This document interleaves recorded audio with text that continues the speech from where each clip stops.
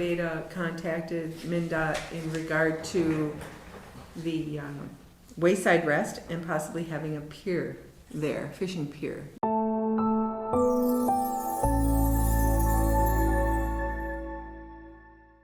And remember it being in the discussion of our council, and they wanted to know if that was something that we were pursuing. That was considered a secondary option. The primary option was the one right at the end of Glenwood. We had Glenwood, we had Wilderness Road here. I didn't know this one was even on the radar, to tell you the truth. So, anybody know what an LUP is? Limited use permit. All right. So yeah, granting permission, yeah, be typically granted if you had like a sidewalk or trail along their right of way, or potentially utility crossing the road.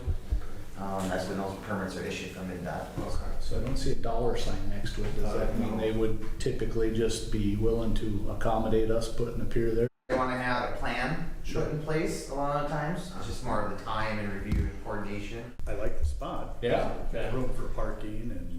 People are fishing there already. They don't have anything to do. They will have the discussion with you if shore fishing improvements. So maybe not taking the pier out, but maybe having like a dock and railing and fishing from the shoreline might be a better option or something to consider.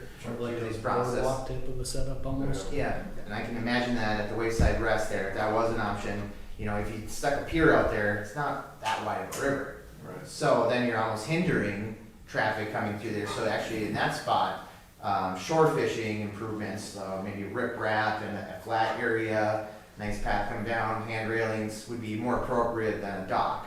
The grant money did cover, you know, the cost of the pier and the installation of that, so that is good on there, but there's some other things to consider on that. And it's good that you guys are evaluating all these different locations because pros and cons to all of them.